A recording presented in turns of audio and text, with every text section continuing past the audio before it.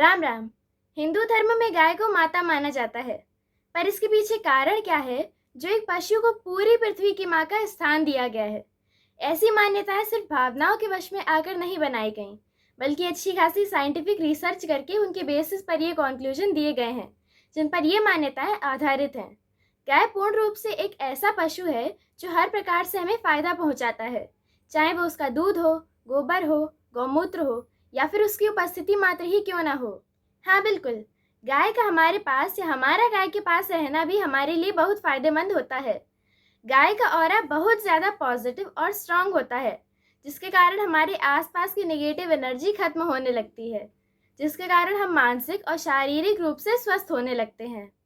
आपने अक्सर कई ज्योतिष आचार्यों को ऐसे उपाय बताते हुए सुना होगा जिसमें वे किसी ग्रह के बुरे प्रभाव को रोकने के लिए गाय की सेवा, गाय को घास आदि खिलाने की सलाह देते हों। यह कोई मनगढ़ंत बात नहीं है। इसके पीछे कारण यही है कि जब ग्रह हम पर नकारात्मक प्रभाव डालता है, तब गाय के आसपास रहने पर वे निगेटिव इफेक्ट हम पर से खत्म होने लगते हैं। गाय के साथ साथ गाय का दूध और उससे बनने वाली चीज़ें जैसे कि घी, दही आदि अमृत समान माने गए हैं, क्योंकि देसी गाय के दूध में अथाह पोषण होता है और इससे बनने वाले उत्पाद सर्वोत्तम होते हैं। और गाय का दूध ही नहीं, बल्कि उससे प्राप्त होने वाला गोबर और गौमूत्र भी अत्यंत उपयोगी है। आज रासायनिक खाद और कीटनाशकों के कारण हमारे भोजन में जो जहर घुल गया है, वो गोबर और गौमूत्र का इस्तेमाल कर खेती करने से खत्म हो सकता है। आज हमारी अज्ञानता के कारण हम आधुनिक यानी मॉडर्नाइज होने के नाम पर वेस्टर्नाइज हो गए हैं, यानी कि हम अपने ऊपर और अपने देश के ज्ञान और उनकी टेक्निकल और साइंटिफिक एडवांसमेंट पर भरोसा ना करके जो विदेशी कह देते हैं उन्हें चुपचाप मान लेते हैं। और ऐसा करने से पहले हम एक बार भी नहीं सोचते कि हम उस देश से हैं जिसकी सभ्यता सबसे पुरानी है, उस धर्म से हैं जो धर्म सबसे पुराना है, और उस सभ्यता से हैं जिसमें जीवन का आधार ही विज्ञान माना गया है। आज दूसरों की बातों में आकर हम गाय के गोबर को बेकार समझ लेते हैं, पर असल में इसके शब्द में ही इसका असली महत्व पता चल जाता है। गोबर अर्थात गौ यानी गाय का दिया हुआ वरदान।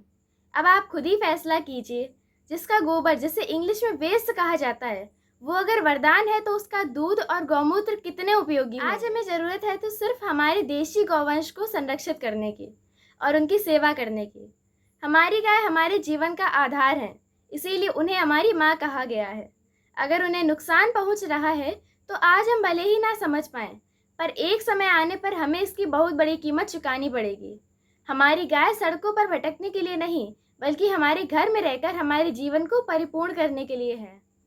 पूरी दुनिया आज जब चारों ओर से नकारात्मकता से घिरी हुई है, तो हमारी संस्कृति ही है जिसका हाथ यदि हम पकड़ लें तो हम सब मिलकर अपने आप को और अपने आसपास के लोगों को बेहतर जीवन देने में योगदान दे सकते हैं।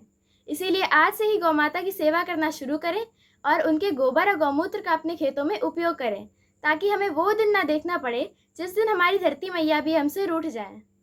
ऐसे ही और वीडियोस देखने के लिए हमारे चैनल को सब्सक्राइब करें और बेल आइकन दबाना ना भूलें। आप हमें नीचे दी हुई इंस्टाग्राम आईडी पर भी फॉलो कर सकते हैं। जय श्री राम।